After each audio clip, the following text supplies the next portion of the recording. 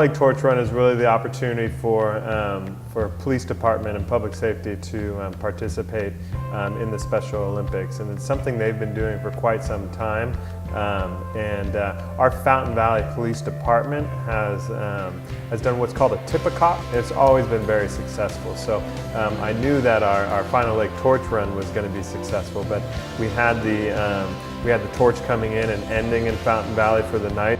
And there was actually 3 torches that were weaving their way across the country and touching all the states. And we were really proud and really lucky to get it the night before our athletes arrived in Fountain Valley. So it really culminated with the entire week. And we had our mayor, our police chief, the band, our city manager, our host town committee, and quite a few people out there to support it.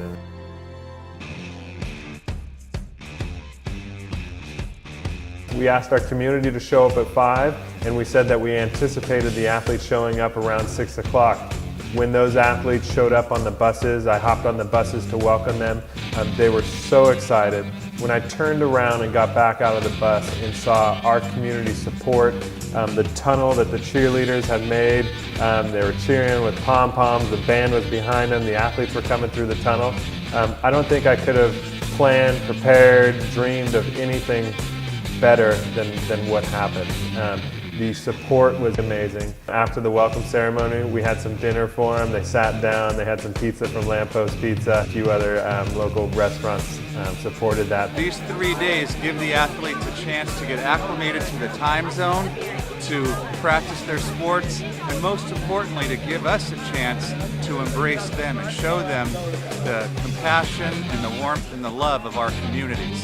We knew that with 10,000 athletes and coaches coming, we would need to do some very hard, organized work to raise funds, find accommodations, make travel and meals and cultural activity coordination, and it's just been an incredible journey for the communities, very enriching and enhancing for the cities involved. And now that it's here, it's just absolutely incredible.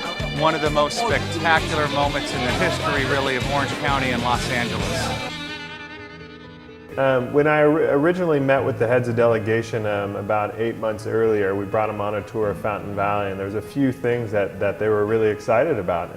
And some of it is our natural occurrences here in Fountain Valley: police cars, school buses, City Hall, things that they were really excited about and they knew the athletes would be excited about. So instantly, I said, we got to have police cars. We have to have the police dogs out there. We have to have, the opportunity to go through and see the jail and see some Americanized things of that sort. We also showed them our traffic light cameras, and they thought that was pretty cool, so they could see the cars driving on the street. So, but one of the highlights from that Civic Center tour, and Paul, I think you were there, was when they got to sit in the council chambers, sit up there and actually enact a few laws. I talked about it actually last night at City Council. They made a law that everybody has to wear orange all the time in Fountain Valley. But it was really neat for them to see that and participate in a few things that are Fountain Valley, which we're proud of. After that, we went down to the Huntington Beach Arts Center, where they had a art demonstration for both delegations, and also the International Surfing Museum, which was a great tour. As everything did, most things revolved around a big dinner or a big meal, and we had a fantastic luau put on by the Huntington Beach Firefighters Association. Absolutely delicious right there at Pier Plaza. We had great music by the ukulele group in Huntington Beach. Both delegations got together and had some fantastic, had a wonderful meal and enjoyed a fire show or a fire dancer with some tropical themes, and actually got on stage and got to shake it around and learn how to hula a little bit, and all the athletes had a great time. So the presenter on the stage asked if anybody would like to come up, and one person stood up, then another stood up, and then all of a sudden you saw lots and lots of athletes stand up. We really enjoyed our time in Huntington Beach on Wednesday.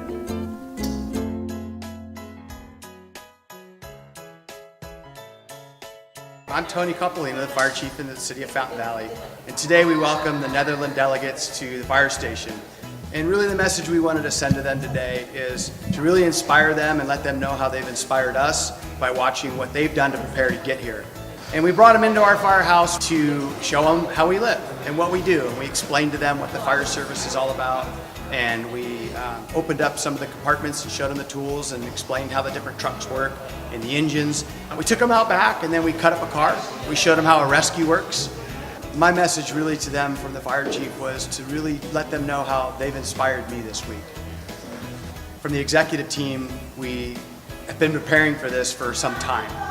But I think really the credit goes to the volunteers and the team that was preparing and the volunteers that donated and arranging for the hotel accommodations and arranging all the activities for the athletes prior to them going to USC and UCLA and participating in the games. I appreciate Captain Ron Cookston and the Chief Tony Capolino for providing that opportunity for us. And just the interaction with the firefighters. They knew it was all for them and they felt that. And that really can't be duplicated, that enthusiasm towards the athletes. That's what made our Fountain Valley Host Town program so wonderful. Following the firefighters tour, was something that was really exciting for me. Was we walked across the street and we got to run on the track with the Fountain Valley High School track team. But we quickly asked them, hey, let's introduce each other, let's get the athletes out on the track. And before we knew it, we had full-scale track races going on. And I'm not sure the Fountain Valley track team knew what they were getting into, because we had some fast athletes. And before you knew it, their coach was lining everybody up. We were running some races and having just an absolutely fabulous time. The athletes on the track team, the youth of our community, got to interact directly with athletes with intellectual disabilities. And they got to see that these athletes just want to participate and play a sport or do what they want to do, just like I do. I'm out here practicing track today, and so is this athlete.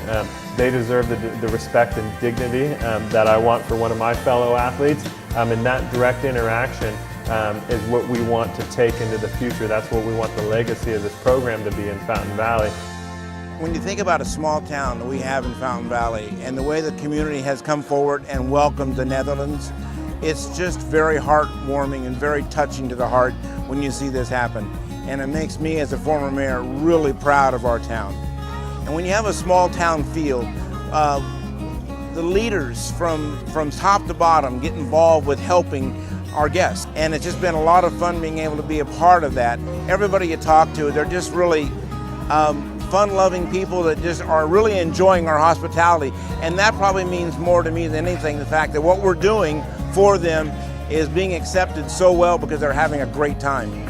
So just like everything Huntington Beach does, they do it big and they do it in a grand way, and they held true to that with their luncheon at the Huntington Beach Harbor Yacht Club. Anytime we get our athletes together, it became quite the party.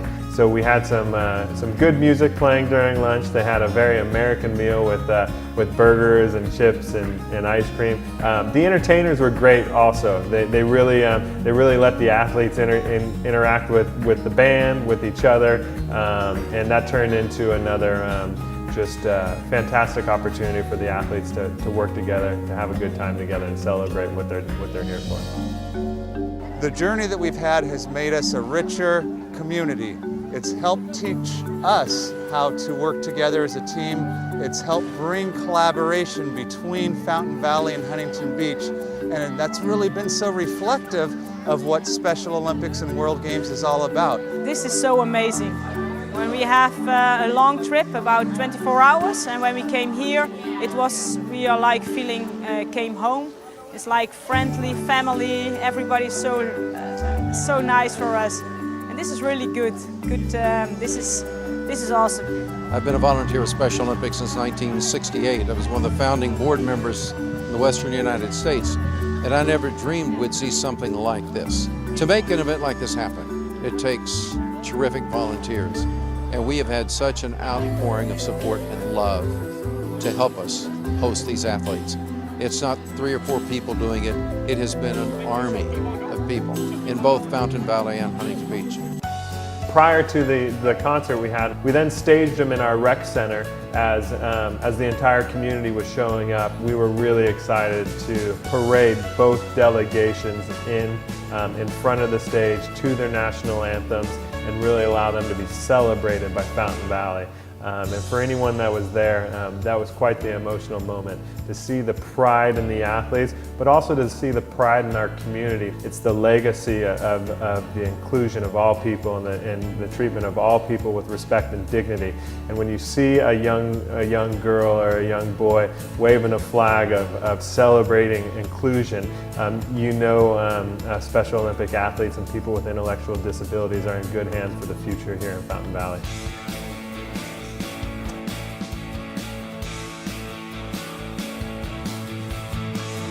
Friday turned out to be maybe one of the best days of the entire host town program. The athletes again were overwhelmed by the support of Fountain Bowl. They had not seen a bowling lane with 60 lanes like Fountain Bowl. They had said they have a couple bowling delegates, and normally it's a 10, 12 lane bowling alley, and they could not believe 60 lanes, and they got to bowl on 30 of them. We brought them in. Kiwanis and the Lions provided a pancake and eggs breakfast for the athletes. We went in, we bowled for a few hours.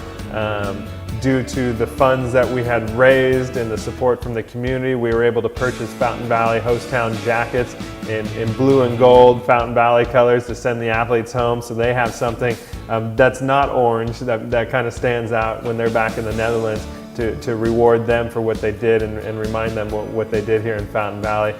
I've been in several World Games. I've been on several World house towns. This beats everything. It's warm, it's genuine, and everybody is involved.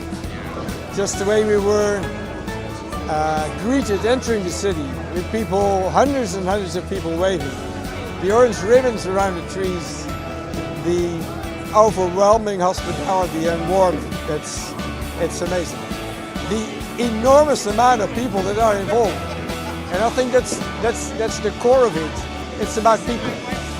And one of the wonderful things is that you work with these athletes, is they used to say they're people with disabilities, and then we said, now they're people with opportunities. Actually, athletes were picked up a little bit early by World Games around 11:30. Dave Osborne and Gary Foreman cooked the pizzas and sent them up with the bus. So we fed them well their entire time here, and then we made sure to feed them on their bus ride up so that they would not go hungry. Just as they came in, they went out with a great escort. The Fountain Valley Police Department welcomed the athletes and escorted them into Fountain Valley. And in turn, the Fountain Valley Fire Department escorted them out with support from the Fountain Valley Police Department.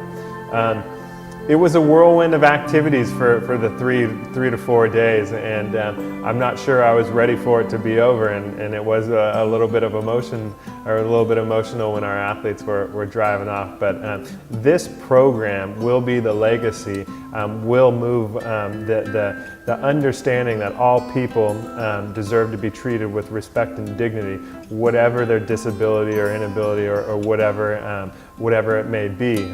All people deserve to be treated with that same respect and dignity. And this program will foster that education throughout it. One of my favorite photographs that we have from this entire program is a group of Fountain Valley Pony athletes on stage waiting for the athletes to show up, and they're all waving their flags, they're all in their uniforms, and much like I said earlier with the Fountain Valley High School track team, which one of them is going to be the catalyst to move this forward? Which one of them is going to be the next Ed Arnold? And providing that opportunity and seeing the support, you know it's going to happen. It's not, again, it's not which one, it's going to be how many of them are going to do it. And the opportunity that we've provided is going to take it a long ways in Fountain Valley and Southern California, and I'm really proud of that and what we accomplished. It encompassed our entire community, and we showed the world why we're Fountain Valley proud, why we're a nice place to live, and Team Netherlands will forever be part of Fountain Valley.